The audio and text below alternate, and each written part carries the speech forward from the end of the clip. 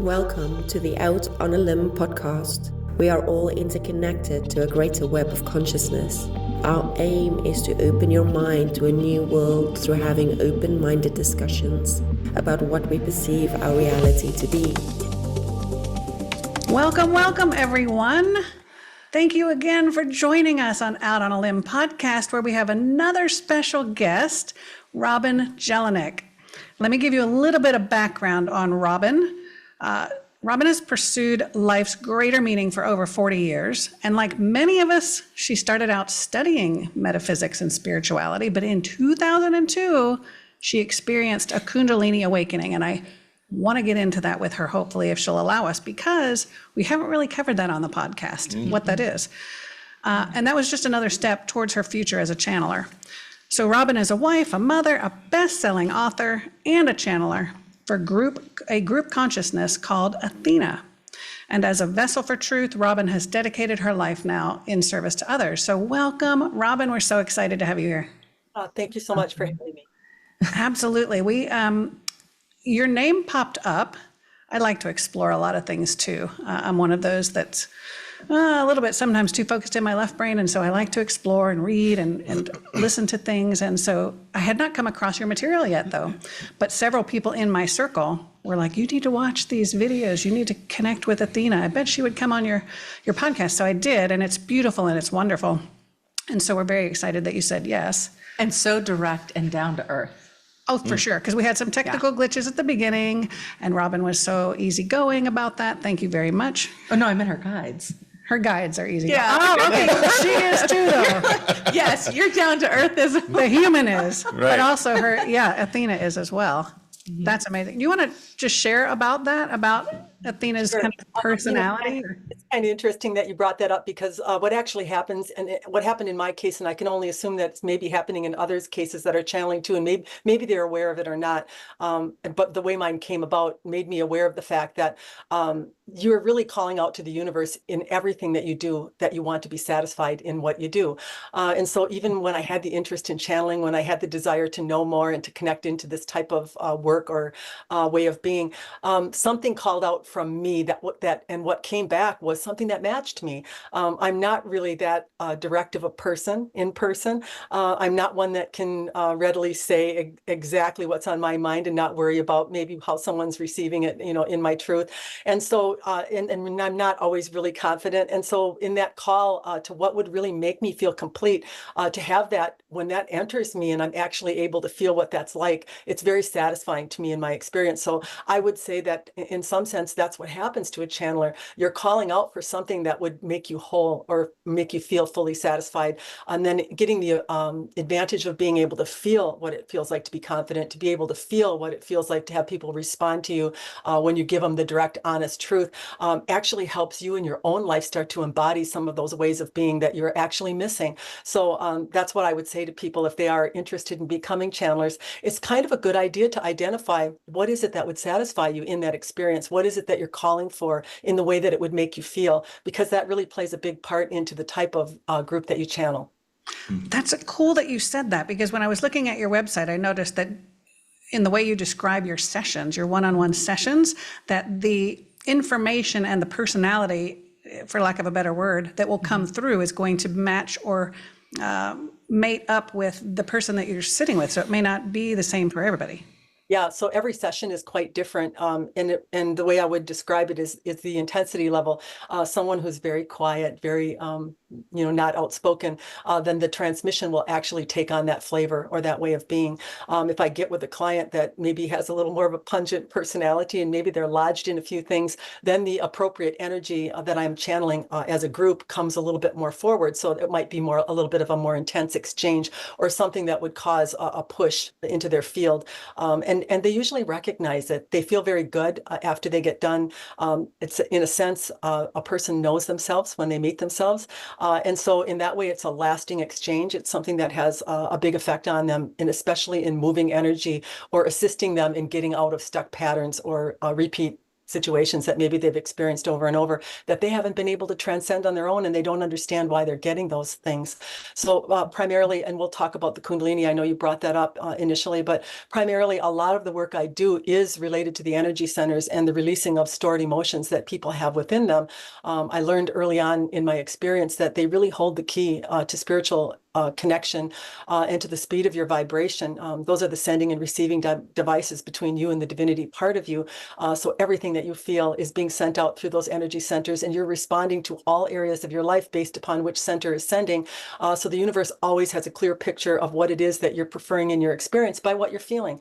But there was a lot of dogma attached to even metaphysics, where people were trained into thinking that a good feeling was a good feeling and a bad feeling was a bad feeling. But really what you have is this large deck of cards, this spread of emotions that you can choose from. And none of them are bad. None of them are wrong. They are very clear, depictive, vibrational levels of communication that you're actually choosing to reveal to the universe, hey, I'm in something right now that I don't like the feel of. Take this energy as we have agreed, and then lift it to the higher tone of which you vibrate at, and start sending me something that I like the feel of a little bit better. Inadvertently, sometimes a human becomes the tool or the vessel that they are in, and they start to judge and condemn the emotion that they've picked. They don't like themselves in control. They don't like themselves in anger. They start to judge and condemn different things that they may have participated in or done in their life as bad.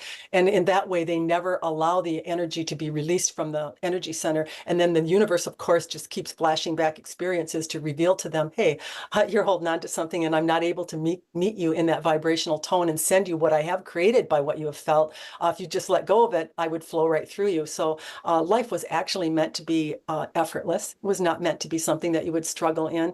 And you're never doing it wrong. This human and this divine part of yourself, they're absolutely perfect in the way that they work together. There's never a time when you think something that it's wrong, or you feel something that you need to suck back up or change, and nor can you. It's already gone out to the universe. You can't suck it back out. It's already expanded and gone anyway. So it's just to really get this understanding. I think the biggest thing that I'm really happy about in my own life, and for people that I'm sharing this with, is that you are free. You're allowed to go out and feel. You can have any stinky feeling that you want and release it to the universe, and it's going to get lifted. And eventually, in that knowing and in that understanding and in that love of yourself, for being grateful really for even having the human experience and going through all of the contrast that is here, you become a match to your source inadvertently in the love of self, in the acceptance of that stunk. I didn't like the feel of it. I sent that out. I'm not condemning. I'm not holding on to that. I'm not wishing I could take it back or do it over. I'm just surrendering to my life in the way that I feel in it. And then I become a match to the divine. And that's where flow comes from. It's never been about being better, being perfect, changing, or any of that. It's always been about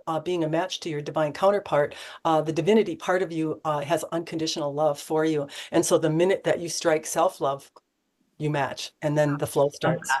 Well, thank you, Robin. That was fantastic. And as you were speaking, it occurred to me that you're kind of talking about manifestation from a different perspective. So we'll possibly dive into that a little bit later. That was a wonderful explanation. But I want to get to a little bit more of your background, because we found out that you are from Rhinelander, Wisconsin. My husband, Will, was born in Rhinelander. And so you share this Wisconsin background, connection. Right? Yeah. But what's fascinating to me is that you're both channelers. Like, who would have thought in little old Wisconsin you'd have these amazing energetic beings? Because when we go back to visit his mother, who still lives there, it's kind of like, if we mention anything about this, they're going to look at us like we have two heads. Or it's just really not that. Or it's just the opposite. It seems like it at least where I grew up, around that Manitowoc area and in that area, Green Bay-ish.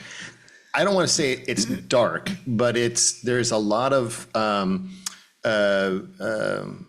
I'm not saying that it's bad. There's a lot of Wiccan. There's a lot of, the witchcraft seems to be very prevalent. Not the, upper, experience of extreme, energy or I don't see any of that when we go visit your mother. I don't see anything. They don't want to talk about this kind of stuff. They want to go to the bar and have a drink, because there's a bar on every corner. Yeah. They like their Green Bay Packers have got to be on the TV.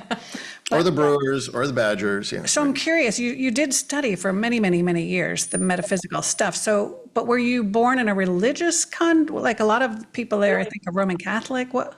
Oh, I mean, I think we explored church a little bit. Maybe my mom took me a few times, and I thought when I had my kids, it was the right thing to do to give them some type of Right. a spiritual background. But I wouldn't say we were really regular at it, and it didn't take very long to recognize that that really wasn't satisfying to any of us. So we kind of stopped doing it. But yeah, so. It's funny, recently I've gotten some emails from people in Rhinelander who have discovered that I do this, who are actually very open to it and surprised that someone from that town is actually in the spiritual, realm or doing that. So I think it's changing, and I think it's expanding into a lot of areas where before maybe it wasn't acceptable. But of course, areas where maybe different perspectives are not, maybe people are just maybe into their day-to-day lives and their own businesses, and there isn't such an expansion of that type of information maybe in those areas. Maybe they're just not calling for it, and that's really what it is. A human or someone living in the area has to have a desire to know more or to have a curiosity about their life and themselves in order to come across someone like us, or any of these spiritual channels that are broadcasting this type of information. So you'd have to kind of be a match to it, and it's nobody's fault. Nobody's doing anything wrong. It's again kind of related to those energy centers. As they start to pop open, our perception or ability to perceive life becomes a little bit different, and therefore it includes some of these topics that we're now talking about. Yeah. So obviously, this was part of your contract to bring Athena through at some point in your life, but can you pinpoint anything as you were growing up then that made you even curious about this sort of thing? What prompted you to start studying metaphysical topics? And I don't really necessarily tout that I had a contract. I don't know what I had, honestly. I just know that I had a curiosity. The universe loves to answer questions. And I was always wondering, even as a young girl in bed, what am I? Who am I? When I'm gone, am I going to still be who I am? Is this just going to end? And I would, I'd kind of go through this list of questions that I always had. One of the things I had early on, so I think that maybe I was a match to this work. And if you want to call that a contract or someone that would be attracted into this field, I always had empathy to a degree that it was very uncomfortable. I would feel like every time I went somewhere, I would be feeling something that didn't feel good to me oftentimes. And I didn't know why I was feeling it. I just want to get the heck out of there, wherever it was. I'd be feeling just whatever anyone else would be feeling. I also noticed that whenever I went into stores or stopped for coffee, that a complete stranger would come up to me and start telling me everything that was happening in their life that was perhaps not going good.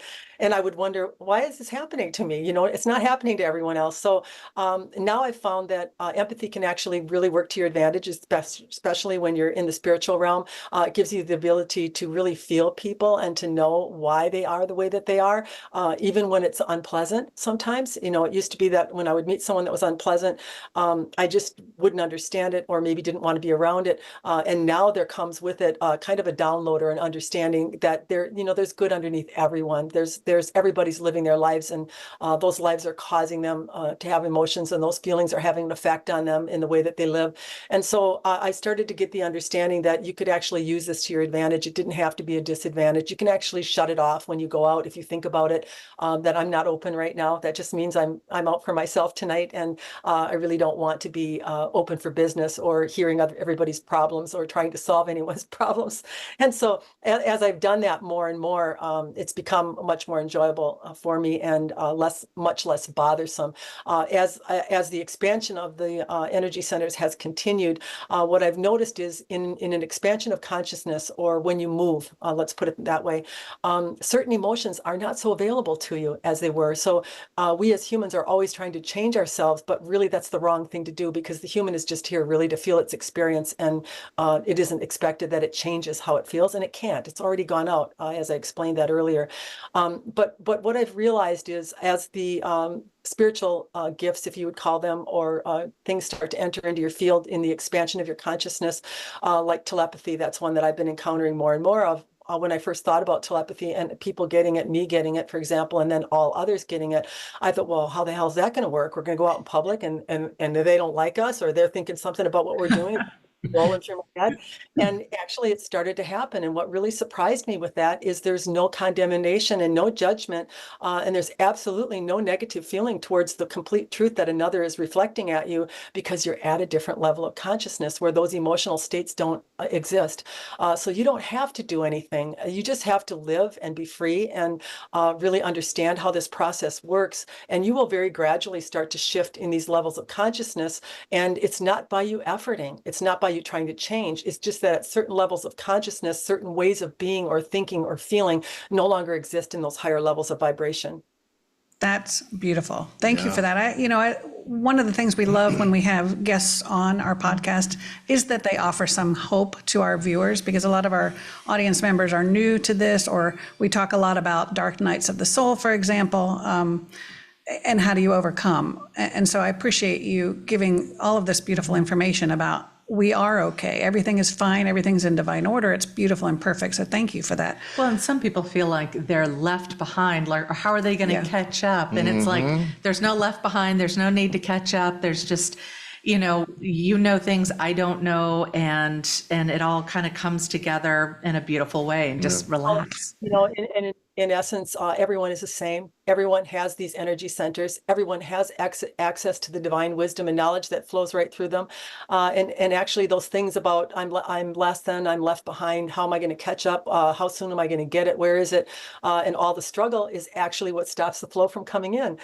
So once I recognized that, and it just made me a lot more comfortable in a lot of areas of my life. I can have a stinky feeling about someone or something, and I can just recognize it. And now the vibrational tone that you start to hold, you just start to recognize that you're never denied your preference. You're not here to associate with people that you don't enjoy being around. You're not here to have people come and stomp on you and disrespect you, and then expect that you have to forgive everyone, even though you know they're capable of doing it again. That's not why you came into your experience. You are here for the preference. That's why you're here. And the only way you're going to get that preference is to feel your experience. And the only way you're going to get the experience is to love yourself and what you felt, even though you felt it was something in negativity. Wow. Love that. So much wisdom. I mean, right. it's like being overflowed with wisdom. It's amazing. Yeah. Well, I'm thinking at first I'm sitting there going, okay, so are you talking about, boundaries? Like, okay, this is how I feel, and so I'm establishing boundaries? Or are you saying more that when you get into the feeling and you honor those feelings and you move into more of a neutral space, that they'll just naturally, the vibration, they're just going to be vibrating at a different place and not in your sphere? Well, we have this universe that works for us. And actually, you would never need to set a boundary if you were not carrying something that matched the experience that was coming into you. You start to get the recognition that you're actually grateful for someone that brings you that message, where before you'd be a little offended, you'd be a little avoiding, you'd be a little bit angry, and you'd be a little bit blaming that person has done something to make me feel this way. Now, when I get someone like that, and I still get it, everybody does, because I'm a human and I have things that I prefer over what I don't prefer. But when I get it now, I look at them as something that I don't blame. And I just kind of slide them off the plate, and I immediately go inside of myself and do the process of where I recognize the emotion that I'm feeling. I allow myself to have it. I realize that I don't like myself in it right away. I notice that. And that's the disconnection point. And that's really why the person came into my experience. So the idea that you're blaming or mad at or irritated or frustrated with someone else, that greatly diminishes when you move into observation. Let's talk about self-observation, because your divinity part of you is complete, pure awakeness. That's what the divine is. It's always aware of itself in the way that it's feeling and the way that it's creating. And so when you, as a human, as a tool, start to invite that aspect to actually view you in your experience, what you are doing is opening to the divine flow that enters your field and then transforms you into the human that you're desiring to be. So the human is never changing itself. It's never efforting, and it's never capable, really, of becoming the satisfying human that it wants to all by itself. But as it invites the divinity part through observation. So I have this divine part of myself. I'm feeling crappy. I'm not getting the life that I want. And then I think, well, you know what? I'm just going to invite the divine part of me just to observe myself in unconditional love in the way that I'm feeling in my experience. And that vibration and that invitation from you actually creates such a high vibration that the emotion that you have not been able to release actually gets rattled right out of the energy center by that force coming through you. So you do have to ask. I think I have a 2 or 3 minute video on my YouTube. It's a ways back, many months ago, and it was very short. And it says, you do have to ask. You are a free being. You are here in free will, and free will means that the universe trusts you to feel your experience and decide what emotion you're going to choose as you feel it. And so if you are struggling with something, then you need to call out to the universe in the way that you're feeling so that it can flow through you and satisfy you in the experience that you're in.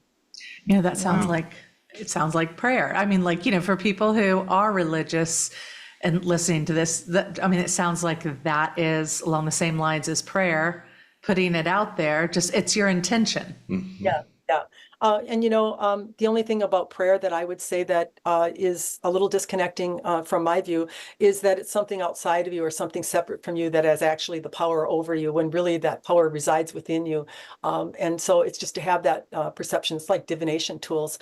People ask all the time if they work, and the group always tells them if you love them and if you pour your belief and your trust and your knowing into them, they will serve you. That divine part of you doesn't care what it is that you use as a tool for it to flow through that tool. It will do that. So they are effective in people that can't trust themselves enough sometimes. Maybe having that deck of cards or that pendulum gives them a little bit more self-confidence, a little bit more belief and perception and the knowing of what they are capable of, and therefore they get the result that they want from it.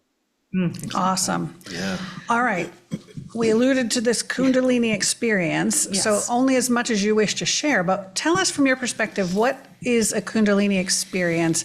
How did it manifest for you, or what did it look like for you? Yeah. Well, I can tell what it was like for me and what I perceived brought it on.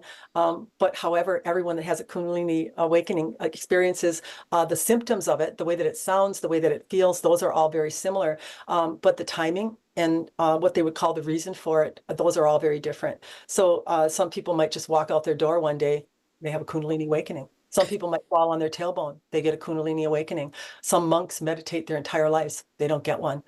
So it's pretty difficult to say that there's a proven method or what I did actually caused my awakening, or whether it was something that each human is going to at some point in the evolution of their soul have awakening. They will awaken their Kundalini energy.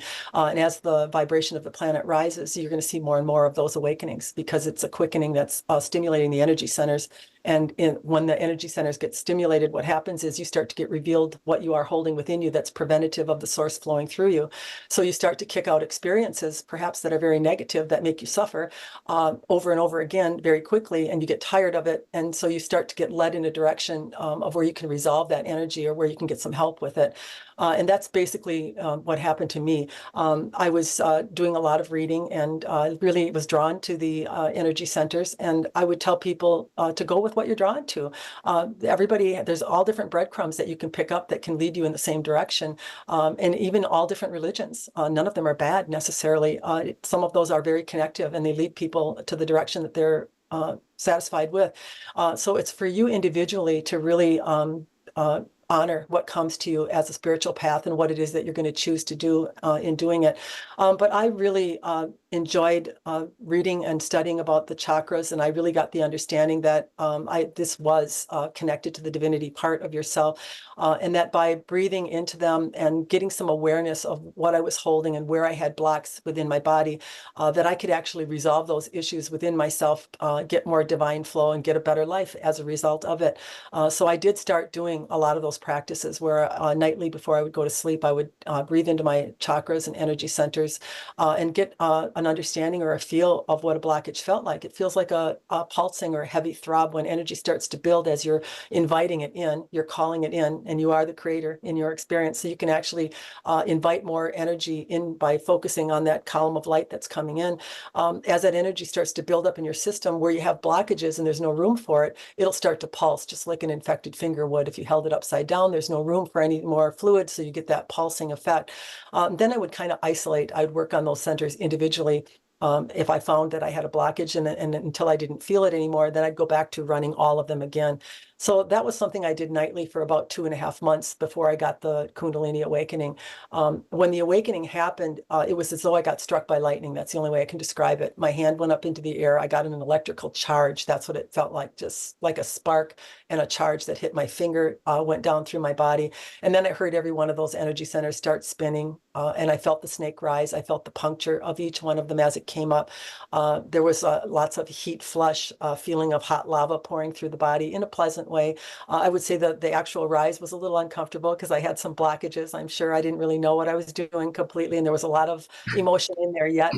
I did have what was called the dark night of the soul for a couple of years afterwards. I think I had what was called a partial rising because one of the centers that was blocked, it was never able to get all the way up. About 2 years later, it came down through the top of my head, and that kind of completed what was not complete the first time. And I noticed right away after that happened that my experience improved, that things started to balance out and get better. The dark night of the soul is really when you are observing yourself in suffering or in ways that you don't like yourself over and over again, and condemning and judging. You just kind of slow the field down, and the universe just punishes you for it, because that's what you're holding. When I got a better understanding of that, I could be grateful and appreciative for what I'm now seeing that's preventative of my connection, that's actually clogging up my system. I started to view it in a different way, and then the energy just moved out very quickly, because the universe was receiving me in a quite a different feeling. But it started to know that I knew what was going on. You have to understand that that divinity part of you is always connected right to you. So it knows exactly what your intention is. It knows exactly the direction that you want to go. And sometimes we have to suffer to get there. But eventually, you do level that out. You can't put that genie back in the bag. Once it's out, you can't put it back. It's definitely part of you.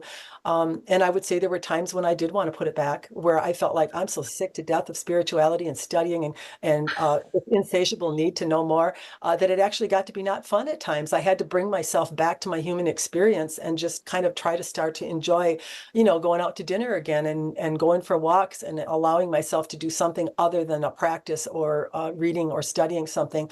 But that kundalini energy, that's the way she gets going. She really spurs your desire to learn and to need information in order to educate yourself in how you create, really. That energy, once it gets released in your body and the first 7 centers are open, there are 122 within the vessel, that those 7 centers go on independently to open themselves. It's what Jesus accomplished. He actually, from many lifetimes, not just one, he awakened as a kundalini, I'm imagining, at one point, but then he continued from one lifetime to the next in that direction until he opened up all of those energy centers, and that's how he became capable of the feats that he was capable of. Everybody is. He was just a man like anyone else. So a lot of these things in this process eventually get revealed to you. If they were be revealed to you all at once, you would probably be so shocked that you'd fall over and die. It wouldn't be a good thing. So this it's the same thing as when you became a man or you became a woman. You didn't at 14 just all of a sudden become 22. If you did overnight, you'd be quite surprised by it and not really know how to handle it. And your evolution of your soul is pretty much the same way. It's a very natural, expanding, and gradual process that one goes through, that you just have to have patience for, and understanding of what that takes to do that. Yeah. Fascinating. Yeah. Thank you for sharing that. I have heard from others. I don't know a lot of people who have had a Kundalini awakening, but that it can be quite traumatic afterwards, and it takes a number of years to adjust to that. Well, I would say it was 25 years from when I had my Kundalini awakening until I became a channel. Not that there weren't things happening. And the thing to understand about that energy is it can go where it's moving rapidly, where you're having all kinds of kriyas, which are body movements and eye leaking and excessive yawning and all kinds of things that go on. And you're called in your mind to have lots of sit time. You just feel compelled to do it. And then you'll have times where you'll go 6 months or a year and nothing. You get nothing. That went on for 25 years. And then all of a sudden, I started with automatic kriyas or mudras. Mudras, signals with the hands that would go in all different directions. And I've never studied a mudra, and I don't know what they are.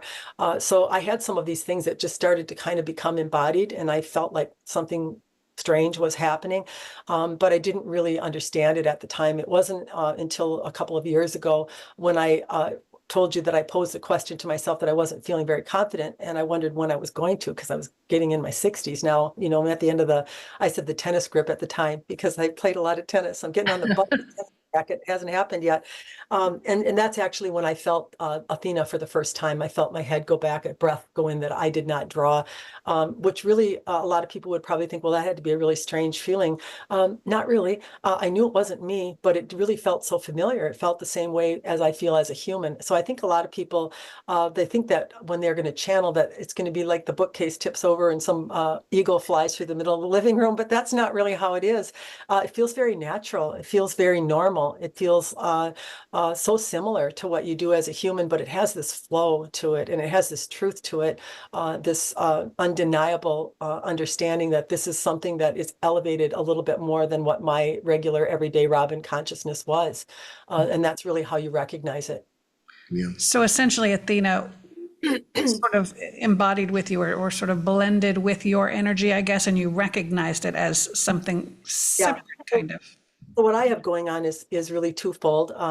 With fully activated Kundalini, it reaches crown, which gives you access to the divinity part of yourself.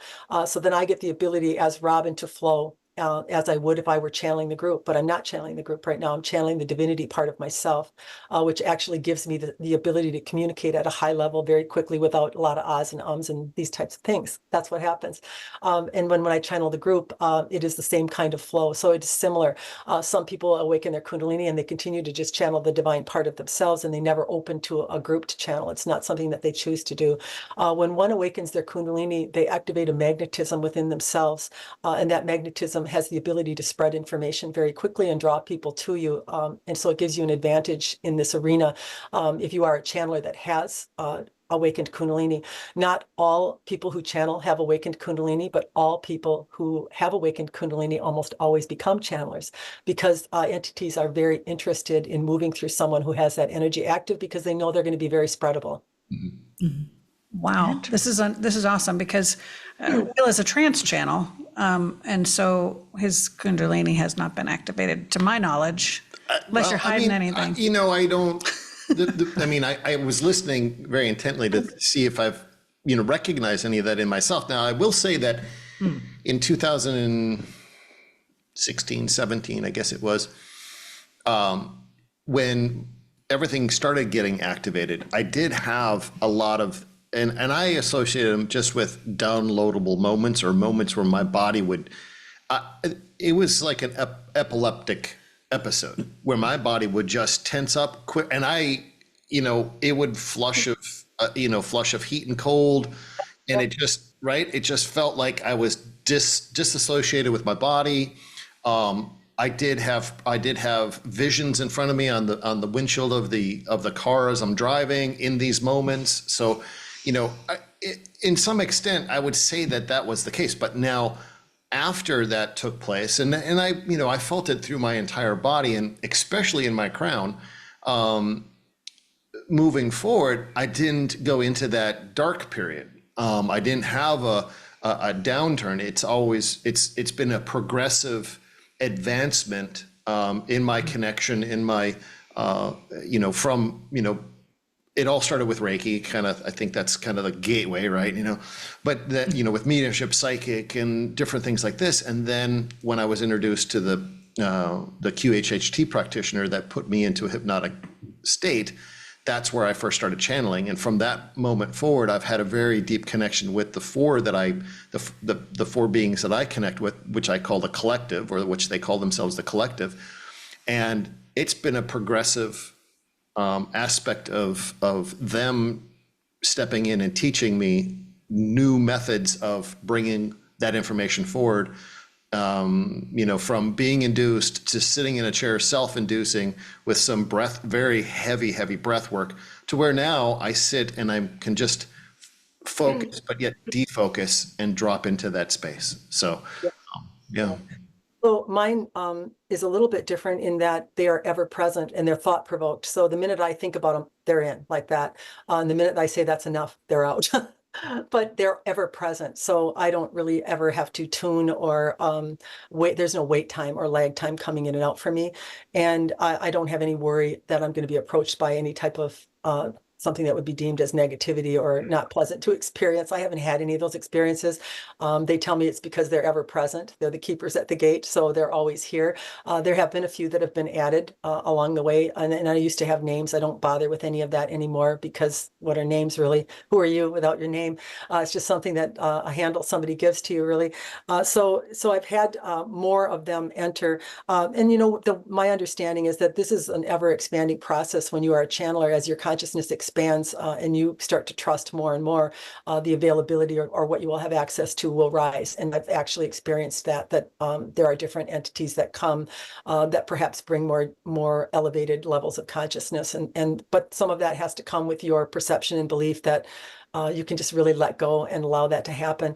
I didn't start with automatic writing originally, but that's become a big part of what I do now. I actually have another website called Athena Universe, where I have a membership platform where I send out, it's more of a coaching, I would describe it that way, where people get daily transmissions that are written mostly by the Shiva energy. Once your energy of the kundalini reaches the crown, you become accessible to that Shiva energy. And so he does a lot of the automatic writing, which is, I think, some of the best channeling that I do. And so for me to surrender to feeling that I can channel that energy is something that Robin has to grow into, or believe in, or get expanded into.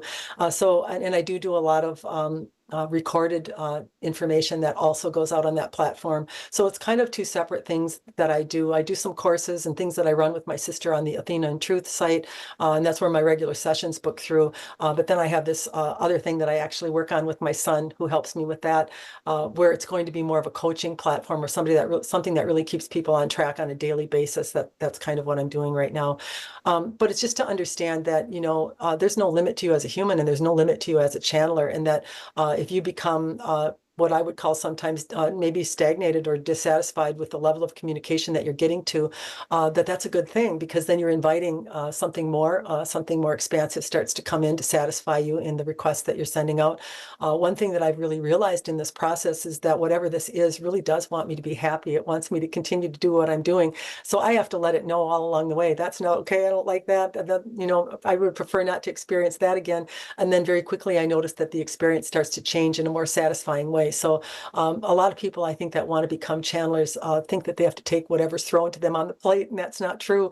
You can actually design the way that you want to feel in that experience, and it's no different than becoming a doctor or a nurse or any other person in your occupation, that you can actually decide how you want to feel in what it is that you're going to do and draw that into your experience. And that spirituality is just another title for another creation. It's not any better than or greater than anything else that anyone does. And so I think when you go about it in that way, you could achieve a much more satisfying connection if you have more awareness of your ability to control exactly what it is that you invite in. Yeah. That's so interesting. I'm glad you brought that up, because the higher level beings that we talk to on occasion will tell us that we are on an equal playing field, that we're all equals. And so a lot of times we are very deferential to them, or we come in humble. That's a big word from my religious background. And we should come to them as if they are higher or better or greater than us. And they tell us this is not the case. And so when we meet in that etheric plane, we're meeting as equals. And so I'm glad that you brought that up. And because of that, you can assert yourself or explain to them how you want things to be done. Mm-hmm. No, I know as in mediumship, because I'm taking a couple of classes to practice a little bit of that expansiveness. And the psychic medium that I'm working with, and maybe you can back this up, talks to the spirit people all the time and says, look, that didn't work well. This is how I need you. You're going to have to explain this so that I can, present what you need me to share to the sitter. This is how I need you to work with me. In other words, you're working as a team with them, rather than assuming they're going to tell you how they want it done. To give right? you the instruction book. Yeah. Like you have to, and always like how classically trained, you're telling them, I want you to appear here, here, or here, depending on how you fit in the structure of that person's family. And I can't get them to do that. I can get them to do certain aspects of it. And then I've been told, no, they never piggyback. They never come in together. Well, I have spirits who'll come in, souls who'll come in together all the time, and people are going, well, that's sort of like this person, and it's sort of like that. And then I have to go, okay, I want you to stand over here, and you're going to stand over there. Now we're going to focus on you for a minute, and I can separate them. So it is, you're developing that language between them. And I kind of, I wanted to go back to a bit there. As you were talking, you brought in your family, you brought in your son and your sister. So I wanted to. That was my next question. Okay, Good good. segue. So I'm not even reading her notes. Good segue. I because we ask this a lot with a lot of our, our clients or, friends and stuff. So how is it, the dynamic in the family, with what you do, and are they bought in, or do they do their own? Have they had their own experiences? Yeah, well, I'm really fortunate in all my close family. My husband is totally fine and open with it. My oldest son and his wife are awesome, and they've been on a spiritual path. They've been to they've been to Joe Dispenza and all different types of spiritual outlets. And even though I'm doing what I do, I encourage that. You follow exactly what it is that resonates with you, and have self-honoring. And that's actually what's going to bring you to the next place and the next place that you need to get to. And it's not that he doesn't value what I do, and we do have time that we channel and things like that. What I really realized it is very important to just be a mom, to remain. They want that constant. They want that person that, and in some ways, it feels good to me that Robin's enough. That they love it. That they sometimes prefer not to have me be channeling or move into that state, which I don't do so much anymore. When the group first entered, and I have to say they've never told me anything that they have not followed through on. And they said they're going to spend the first year primarily working with the family, and that's what they did. They really went through each one of their fields and kind of had discoveries about things that could improve in their life and how they could improve them. And there were bumpy moments, I have to tell you, that didn't feel good to me as mother, having to go through some of these things. But in the end, after that year was over, I think everybody ended up on the same page, and their lives improved because of it. Both of my children are totally open. They come by invitation. I just said to my other son, I would like to do more of this automatic writing. I would like to do more of the recorded downloads because the information is so good. And I didn't really have the time to be setting up another website. And he's very adept at all of that. And he said, I'll take care of everything. And he has. My other son and daughter-in-law, I think, will be playing a future role. Probably I'm going to be doing my first in-person retreat in Sedona Transcendent Retreat in September. And this is the first time that I'll be in front of a larger live audience. I've never done anything like that. But I can see in the future, and what I'm being told is that's going to be something that I'm going to be doing. And that's kind of where my older son and my daughter-in-law, who's very proficient in communication and people skills and all those types of things, it's almost like I have everything that I need within my family unit to do exactly what I need to do in the work that I'm doing. So I'm seeing in the future that they will also become more and more involved. Not that they haven't helped me already, they have. So my other son that's started the Athena Universe website for me. And he has a girlfriend, and she's from Puerto Rico, and she's also very open, fits very well into the family. And my sister Heidi, who I'm very close to. So I really have this nucleus around me that's really great to have, that I can go to, because oftentimes the channeling experience, you probably know this for yourself, it doesn't serve, in my case, me very well, because if I start thinking about things or asking things, I can't get the answer because I'm back. Well, I run outside and tell my husband to ask, and he'll ask, and then I'm listening and I can't get the answer. So now I just either go to one of my kids, or I go to my sister, who is very capable, who know me better than anybody, and they are really proficient at helping me out if I'm stuck somewhere, especially Heidi, because we do this work together, and she knows me inside and out. She knows where my little hangups are and what I might be thinking and feeling. So I have those resources that I'm really grateful for, that are all in place. Without that, I think it would be a lot more difficult, because I'm a double Cancer, so my family is really important to me. That's like the core of me. And so if they in some way rebelled against this, or they did not want me to do it, or were not backing it, it would become very difficult for me to not make the choice to put it aside. Yeah, no, that's beautiful. It's wonderful that and it does sound like, from a core unit, the family is there you really built this beautiful, and I hate to use the word organism, but it is an organism, right? It's this ever evolving, family unit that is each taking a role in the growth of your experience. So you can just totally surrender and not worry about the peripheral. You're at the core, and everyone else is the supporting unit that allows you to do your divine work. So that's wonderful. Even my husband, it actually works out really well, because he doesn't ask for much, like channeling. He doesn't really engage in a ton of spiritual topics. We like to listen to some things when we're on a walk, but it's a really part of my life where I get to be a human, and sometimes you just need a break from it. I don't know if any of you have experienced that, but too much of even a good thing gets to be too much sometimes. So that's kind of an area for me where, I do know I have other people who I know that channel, and I know other people that have had this experience that maybe their spouse is always wanting to talk about it, or always wanting you to channel for them, and that can become old. I resemble that remark. So, I never thought in the beginning, I didn't mind doing it anytime somebody asked me to do it, but now it got to the point where I'm like, I don't think I want to do it right now, So you have that, it's kind of nice in my situation, because I'm not always called to do it by my husband that much. And it's not that he wouldn't be open to it. If ever I wanted to talk, or they wanted to, it would be fine with him. But I don't feel any pressure from him to have to do it. Yeah, I don't pressure you. And it has gotten way better. I mean, this is Yeah. going on, 6 years? 6, And at first, 7 you're years. excited with this new gift. Oh, And I have absolutely. all kinds of questions and lists and exploring all different topics. But it has gotten better to the point where I'm trusting my own intuition, and I just don't need to have all Well, of and that. that actually has its advantage, because those questions are the things that get him wondering, and him wondering is what gets the universe to come in with that response. So I have to go outside of my relationship to get that. I get it sometimes from my kids, or I'll get it from a friend, or I'll get it from something I read or something I see will trigger a response. But if you looked at Esther and Jerry Hicks, he was constantly questioning her. Of course, she must not have minded it, and it brought on a lot of responses. A lot of good material actually came from the questions that from his curiosity. So Right. not saying that that is a negative. It's not. But I would say for me, what I appreciate is sometimes, and I do it to myself, the amount of study or the curiosity that I have about spirituality, I just overload myself sometimes to the point where it's kind of nice to move out of that for a little while and not feel a need to do that. I talk about it going into Muggle world. Yeah. Like you just, take a break. Just to and- be human. Yeah. Just to be human. Yeah. I still have a full-time job in the public school system, so I get plenty of that. Plenty of that.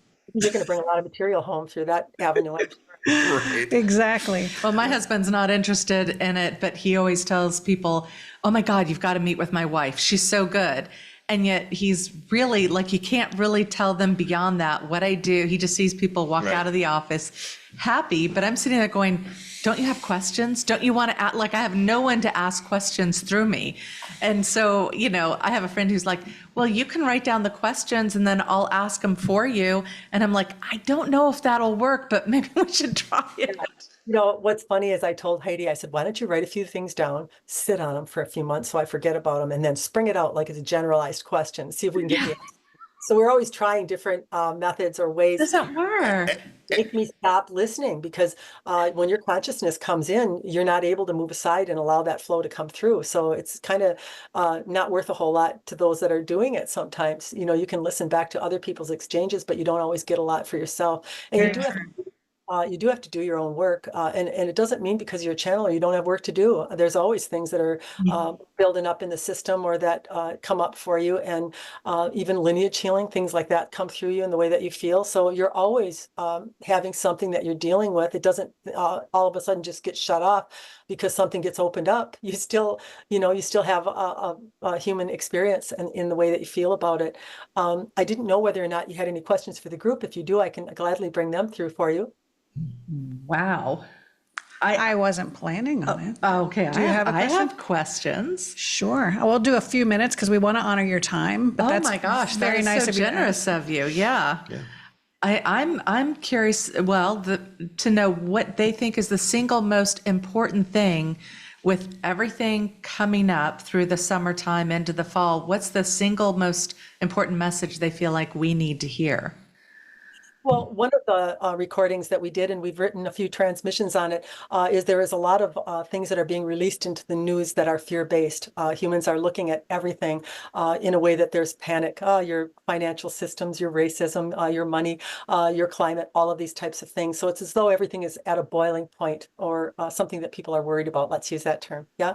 And what we want you to remember is that one in connection has great power over those that are having disconnection, and those are not bad people. Yeah. And that they will be affected by your positivity. So it is very important for you to be able to see the new fifth dimensional reality that has already been created alongside of the third dimensional reality that you've been suffering in. So in other words, there are two worlds. There is the one that you are looking at in form right now, and there is another world that is based upon love that has been created in the divine part of everyone that has been participating in this whole universal event that is occurring. And so what you need to do is to put your mind on the preference. What is it that is preferred when you see something that is not preferred?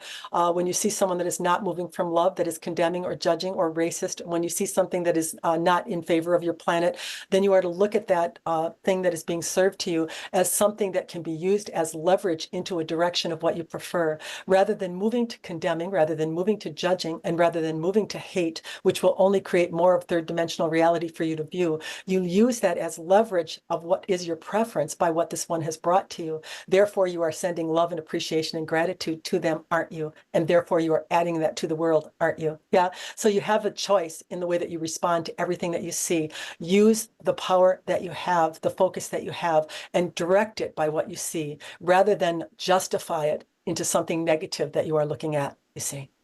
Beautiful. Thank you. Robin told us that she lives in Washington and is in a very, an environment that's much surrounded by nature. And so can you let us know how important that is to us as humans, especially with the things, like you said, that we're going through right now?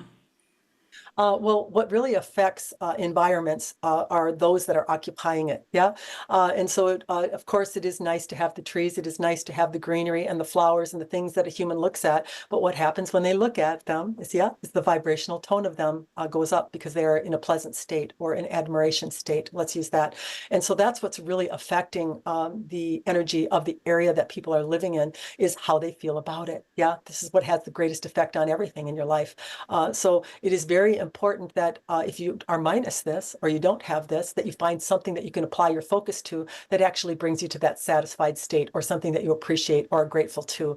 And that will enhance the vibration of the area that you are then living in. And then those that come through your area, will be enhanced by your vibration. So it's actually a cumulative thing, or something that you can direct. This is the way that we would answer that question for you. So obviously being in gratitude is even more important than where you are physically. Well, we would tell you, you have to honor yourself. Where is it that you are most appreciative? You can't make yourself feel something that you are not feeling. So if you are in the city and you are longing for the country, then you are to acknowledge within yourself, I can tell by the way you are feeling, you are wishing you were in the country. Yeah. Don't worry. Yeah. This is a divine part of you. I've received that piece of mail from you. I know what you desire by what you are feeling that you are not desiring. I'm going to culminate an experience for you where you actually get more time in the country, or where you actually end up in a move to the country. And so we want you to understand that you cannot get to where you want to get by hating where you are or disliking what it is you are presently in. You must guide yourself through the acceptance of where you are. So why are you in the city? Oh, I love the great income that I have. I like the insurance from the place that I have it. I love the lovely restaurants that are available to me, and all the access to shows and things that I have here. So I start to align to the atmosphere that I have found myself in. That does not mean I have given up my preference. That does not mean that the universe will not serve me and bring me the country. That's not what it means. It means that I am creating alignment by loving what I am presently in, and therefore give the opportunity for flow to occur, where the universe brings an opportunity to me where I actually get to go to the preferred place that I want to be, you see. Understood. Lovely. Yeah. Lovely. There's a question that's been bouncing around between a lot of spiritually minded people who actually earn their living through doing this work. And that's where they feel like everything is slowed down, money's not coming in. It's just, they feel like something's impending, something's coming, and everything's kind of grinding to a halt, and they don't know quite what to do. So what would be the advice that this group would give to us on that? So to get your question correct, you are inquiring whether, in fact, business for those that are spiritual teachers is slowing down. Is this the question? Yes, and what is it that we need to be doing? Is this purposeful, and is there something we need to be doing during this time? Well, your focus is everything. Yeah. It is important that you are doing something that you enjoy doing. Many people, even though they are in the spiritual realm, are pursuing avenues of ways of earning an income in that realm that they are not satisfied in, and they feel that it is the only way that they can do it. Yeah. It is to understand that you're always being received by the universe in the way that you feel, and that there is an opportunity to align to that feeling and therefore receive what it is that is created by that feeling, simply by recognizing the preference has been born the moment you have felt something you don't want. If you are in a spiritual line of work or any line of work and you become dissatisfied, then you are to know that you are sending a signal into the universe of what you prefer by what you're feeling that you don't prefer. The problem is most people don't like it when they don't prefer something. They are worried that the negative feeling that they are sending out is in fact the cause or something that's going to bring something that they prefer not to have in their experience, when actually it's your condemning and your judging of it that causes the problem. Once you move out of judgment, out of condemning, and you start to allow yourself to feel what it is you are feeling in your experience, the vibration of you will start to rise, and therefore the positivity will rise with it. Yeah. And you will start to come up and feel a little bit better. And then the universe will start supplying these avenues to you of where you can actually earn your living or income in an exchange of energy in the way that is satisfying to you. We tell humans all the time that money is never spent, it is exchanged. If you look at money as being gone or spent, you're going to be out of it. Yeah. But if you look at it as something I am exchanging, I'm happy to pay the bills. I am happy for the electricity that I have. I am happy for the house payment that I make. I'm happy for the car payment that I make because I have a car underneath me. I have a house around me, and I have food to eat on my plate because of what I've exchanged my energy for.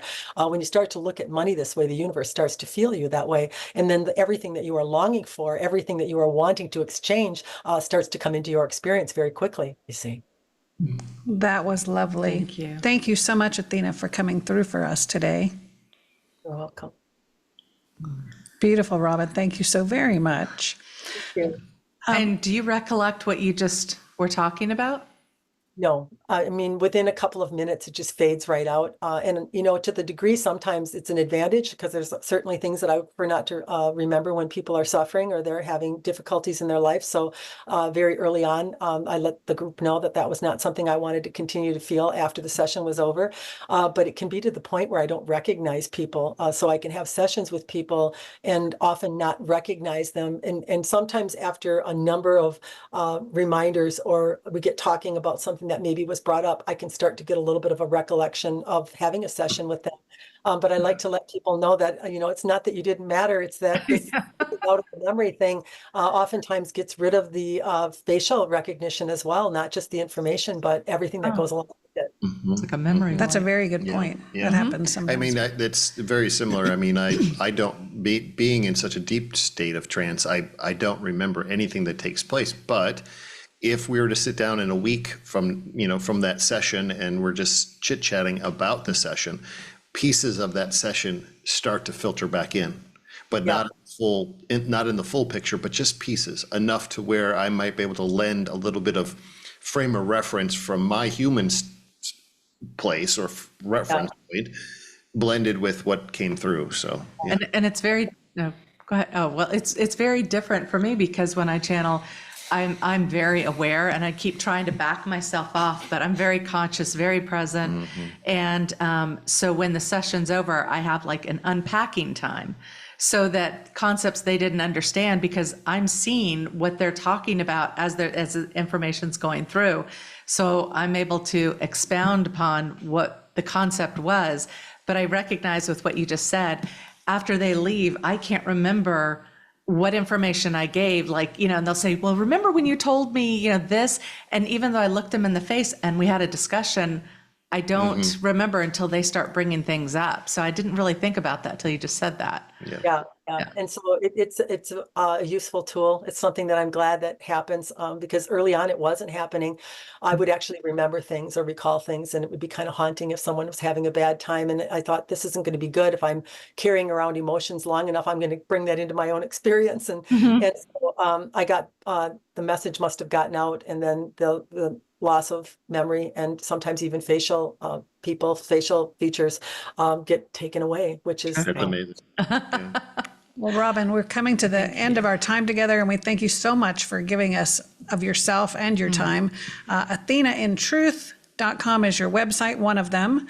On there are tons of resources. I saw meditations. She has a best-selling book on there. There are courses, all sorts of things that will help you on your journey. Of course, you can also book a private session, and all of that will be in the show notes. What would you like to share before we part? Anything else? Well, I do have the new website too, the Athena Universe. They can check that out. It's a little bit different than the things I have on Athena in Truth. You know, I don't know where I'm headed from here. And, you know, one of the interesting things about being a channel is you can't go into any interview or any exchange with anyone and decide what you're going to talk about beforehand.